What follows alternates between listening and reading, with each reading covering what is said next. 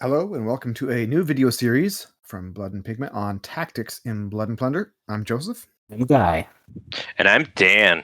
Today we're discussing list building and tactics for playing small games. What constitutes a small game is a bit subjective depending on your play group and the type of game you're playing. Small land game is typically going to consist of 100 points or less. The most common game of this type would be a demo game that most of us played to get into the game. A small C game is typically 150 points or less, and I typically use these as demos as a teaching game for those who've never played Blood and Plunder at sea before. Now, when you play small games, Joseph, why do you play them? There's quite a few reasons. Demo games, which we just mentioned, are the primary time, or one of the best times. You want a pretty small set of miniatures when you're teaching someone how to play. But I found, and you and I have played quite a few small games for other reasons. Sometimes it's fun to just have a small self-contained game. You can play a couple in an evening rather than one long haul. Maybe you want to kind of learn the ropes of a new faction, and playing a smaller game a couple times in a row helps you with that. And I think smaller game, you get kind of the essence of the faction a little more. You can't really get too many support units. You have to really deal with those core units primarily. You can get a feel for a scenario if you want to play a scenario, get to understand it, playing it twice, real in quick succession. And that's the only way to do that really is smaller games.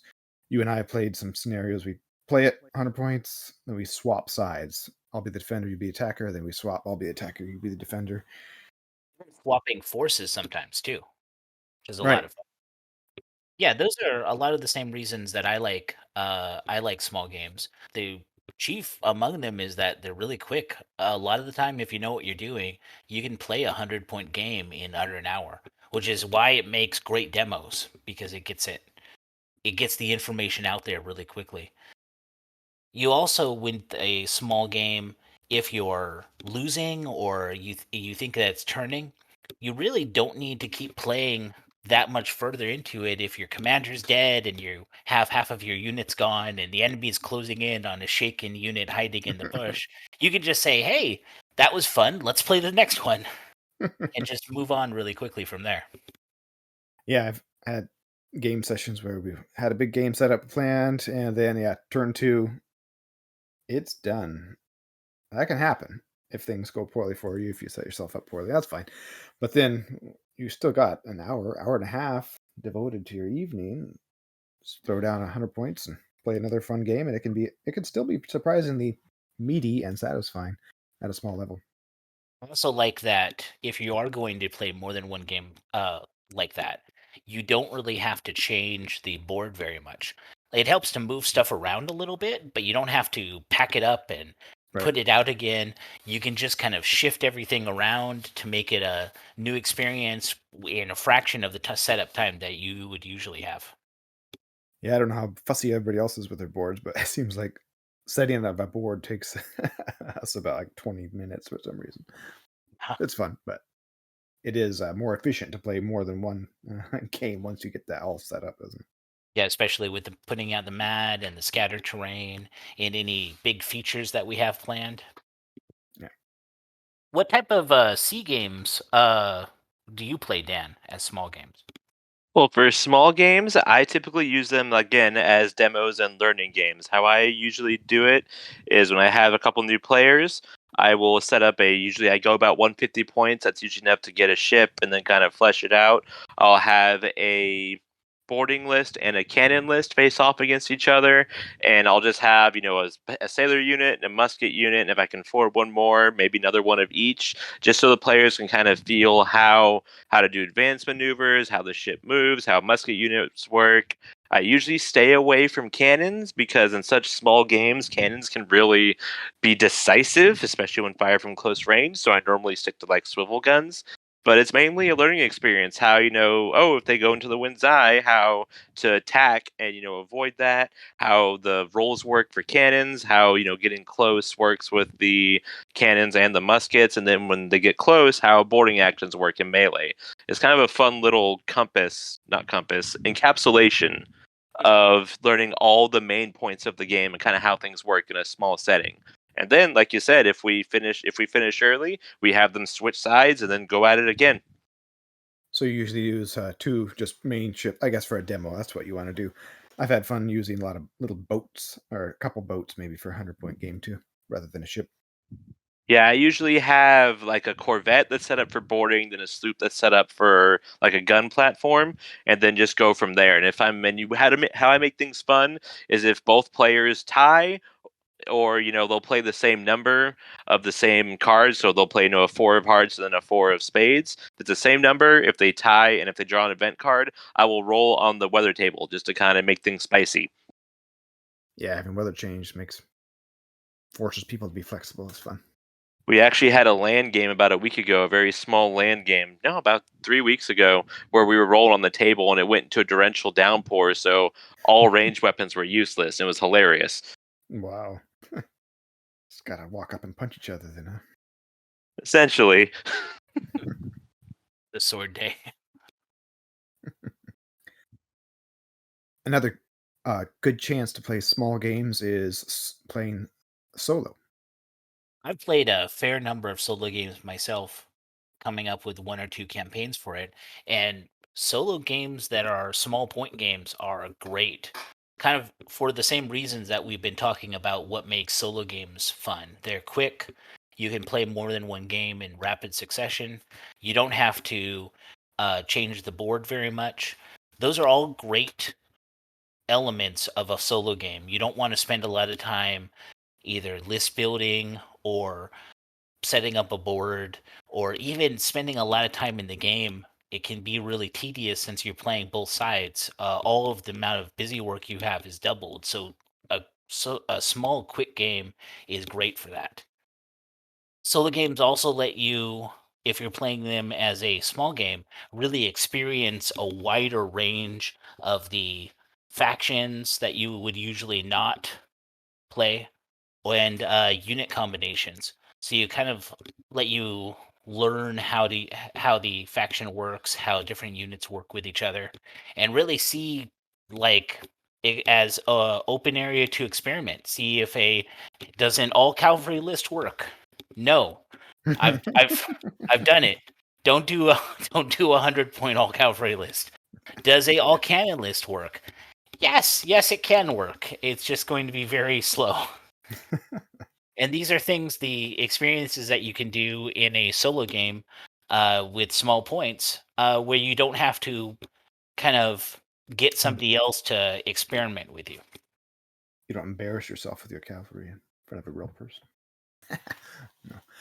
You can still do that. I have that. That almost worked. The Portuguese with a 24-point cavalry in 100. I think that was 150 points. That is awesome.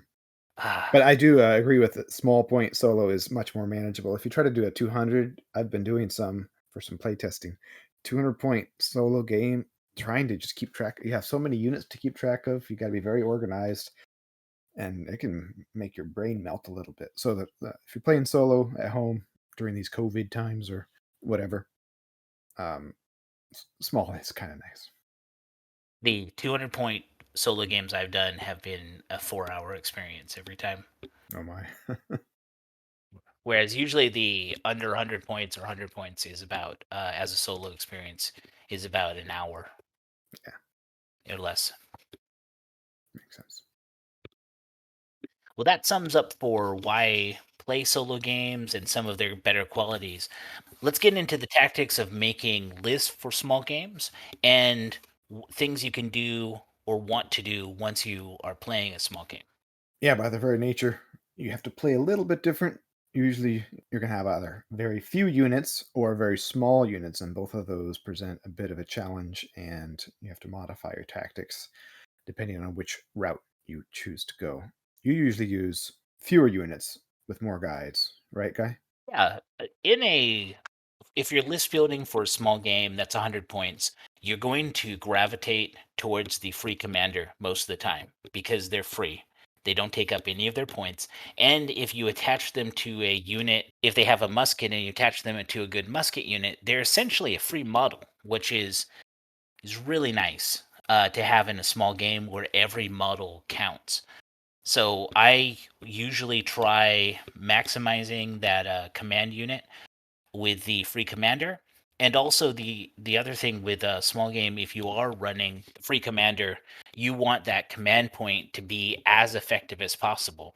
So having a unit with 8 men and a commander or 9 models to use that command point on means that you have, if your opponent only has units of 5 men, you get more use out of your one command point than they would because you're shooting That's with true. 9 muskets, whereas they're shooting with 5 muskets for that command point.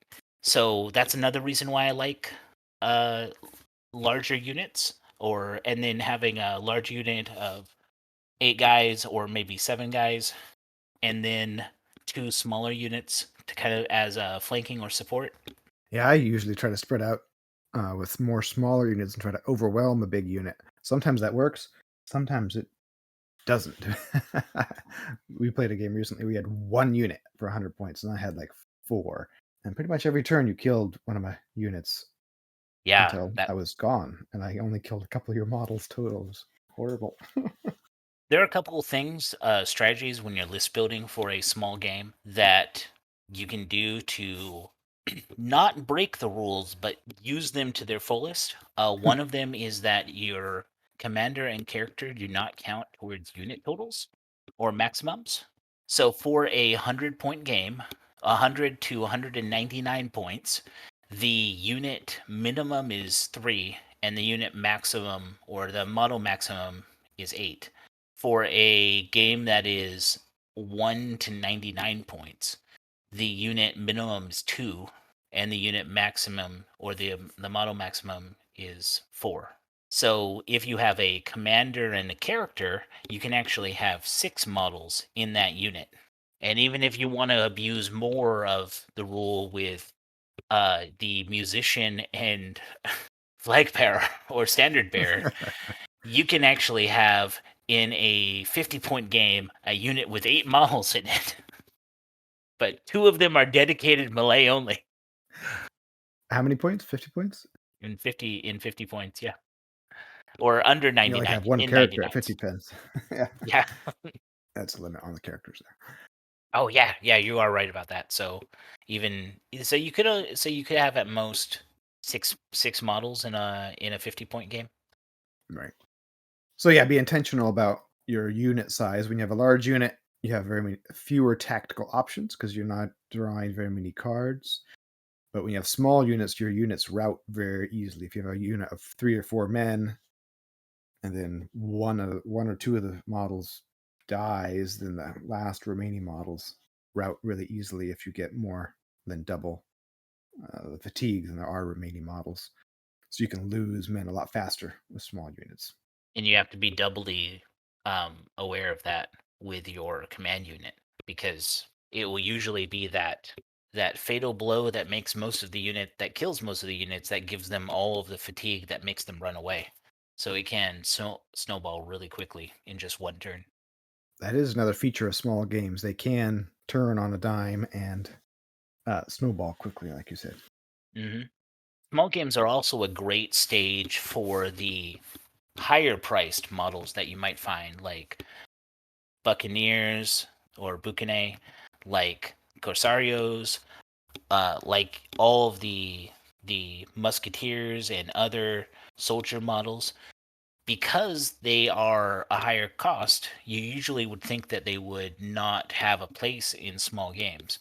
But when your opponent has the same number of points as you having a unit that is just more capable, even if they cost more points, that unit will have usually an outsized effect on the game, because they'll most of the more expensive models are harder to take out and they get to do more in the game. So one of the demos I ran, I used a unit of Buccaneer and Ungage at 100 points against a group of 24 Milicianos.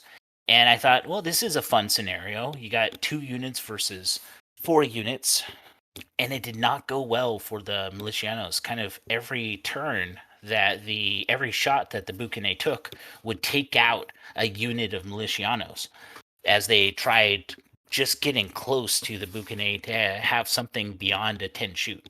Yeah, I think the small unit tactic is a bit hard. You have to rush the big unit like all at once, which is not as easy as it sounds.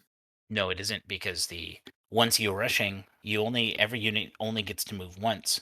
So if you push yourself outside of cover and it becomes the next turn, because it always will, and you don't have a lot of command points in small games, so that means that the other unit, if they have a higher card, they can shoot the closest unit and fall back, or put themselves in a better position to kind of stave off your rush. Now we've been talking about land games. Let's talk about smaller sea games for a moment.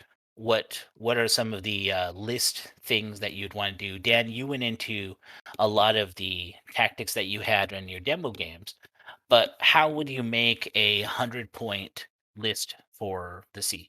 Competitive. Well, as far as making like a competitive list that isn't, a demo list, I feel like if you can get, while it is a little bit more points heavy, which is why I usually bump up to 150 points, you can get fighting tops for the smaller ships and then put a unit of 4 guys up there. I find that in larger point games, it's hard to do that because you can only put 4 guys up there. And once you start getting to bigger points, your minimum unit size doesn't fit up there. So a unit of 4 Buccaneer on top of in the fighting tops can just rain hell down on a unit because you have that elevation, which gives them, is it a minus to their save, I believe, or a penalty to their save?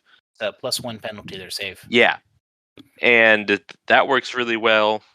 And it's more crucial to kind of figure out what your strategy is because generally all units are going to be in cover, so it hurts the musket units a little bit. But again, for me, I usually leave out cannons. I'll usually go swivel guns because they load faster.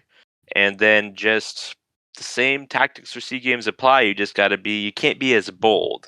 If you're fighting a gun list, you can't just charge straight at them because once you get close, it's going to hurt. The most successful tactics that I use are just making a straight boarding list, and all the units that do not need to be doing anything are prone and not doing anything until we get close so they get those bonuses of those saves.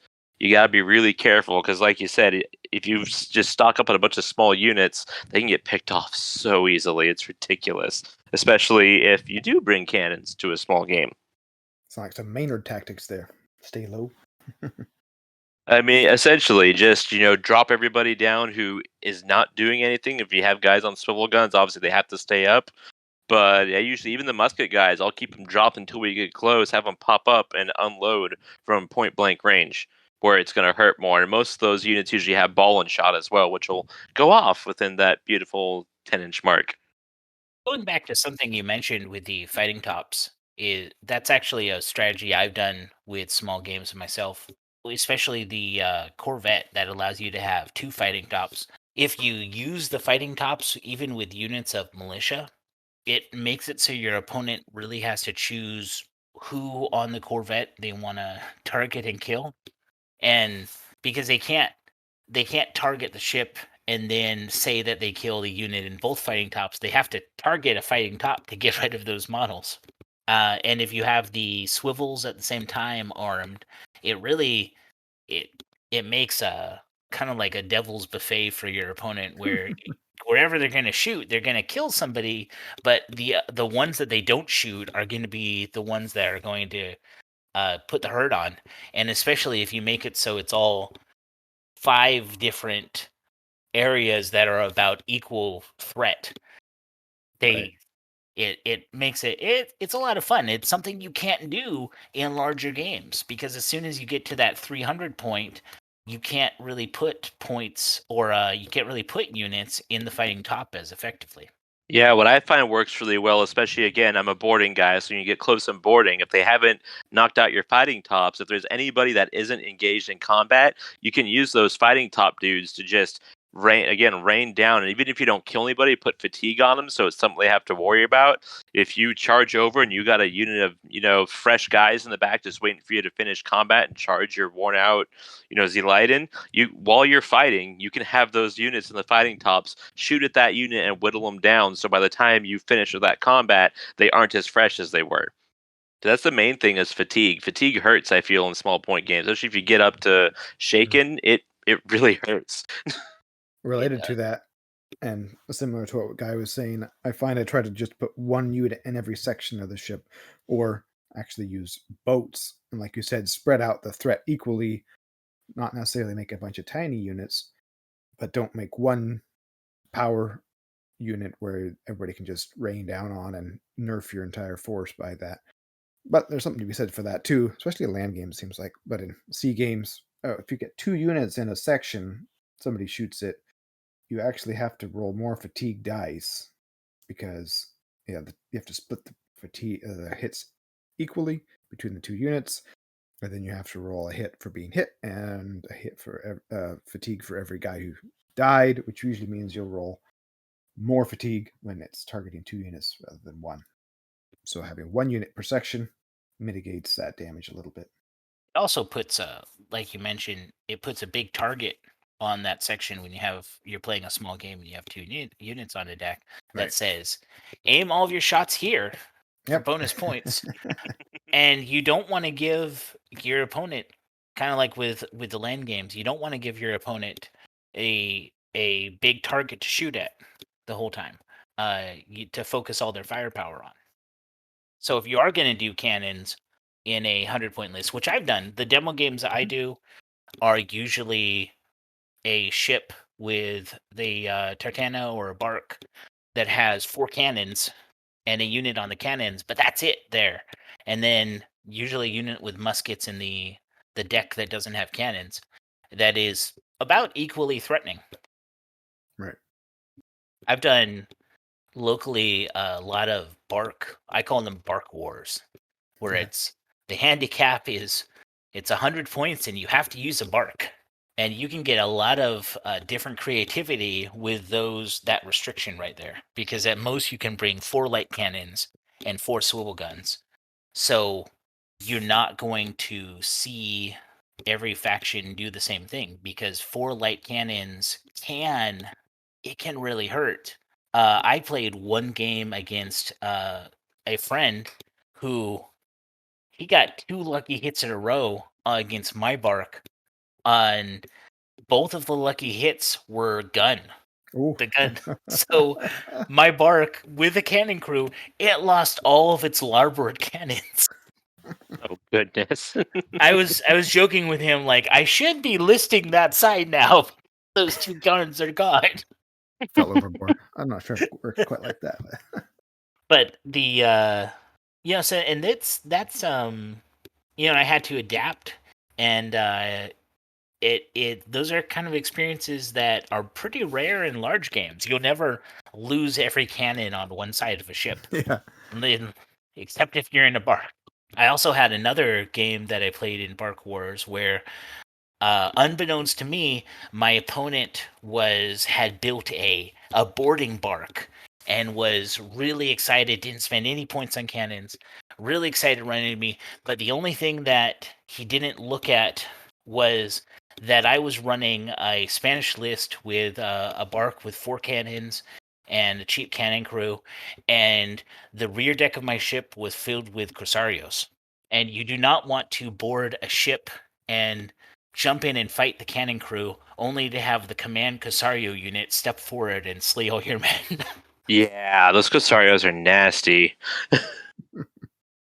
Especially with a commander to say, like, okay, now that we've charged, let's do another fight action. Fight again. Yeah, that gets to another point in small games. Every model counts. You might have only 10, usually more than 10, but 20 models. So every model is 5% of your force. Yeah. Which I really enjoy the use of fortune in small games. If you get 2 hits on a unit, you roll 2 fails, it's sometimes worth the fortune just to try to save one of them, because if you lose 2 units, that's 3 resolve dice you got to roll, fatigue dice. That And could maybe the really whole unit mess run up your away. whole unit. Yeah. So choosing when to spend those fortune, I like to use them on saves on the smaller games, although, fortune. It's not always good fortune, but I enjoy that part of the small game. I do as well. I have a bad habit in larger games trying to use a fortune to save like a 6-point model when I get three or four hits on a 6-point model, and I fail 3 of those saves, or even 2 of those saves, I'm like, oh, I gotta keep these points, and it's usually bad. You shouldn't do that. But in a smaller game, if there's 2 hits on your unit of freebooters, yeah, use that fortune, especially if it's turn 2, because those 12 points are You more need than those. 10. Yeah, they're like you said, every model is 5% of your list. Before we finish, I just wanted to loop back to land games one more time. I find keeping my units all fairly close together is quite important because your commander, he has 1 command point, usually, if you take the free guy, and his command radius is pretty small. So having all your units fairly close to each other, they can support each other, and that's pretty important in small games. Does that ring true for you guys? Yeah. Especially if you also have a officer or another character, like even a grizzled veteran, Yeah. keeping everybody within the grizzled veteran range, even though it's only 3 inches from him, will save your guys a lot. Yeah, keep bunched up. Yeah, that rings true over here. You gotta keep everybody together, otherwise, you might need that command point to get that rally, and if they're out of out of range, that's a wasted command point. Yeah, and some of those guys only have like an 8-inch command range, so that's important. Well, I think that about sums it up, though. Yep, there's some basic tactics for small games. Even though they're small, they can be very satisfying. You can play a small game with just a starter box. For more Blood and Plunder articles, you can go over to bloodandpigment.com and check out all our work there. We have articles on ships, nations, factions, terrain building, painting guides, tactics, and battle reports. Go check it out. Check out the rest of our YouTube channel as well. We will be aiming to put out a video every Monday. Subscribe and ring the ship's bells to stay notified of our uploads. Oh, as always, keep your dice at the ready and the wind at your back, your har.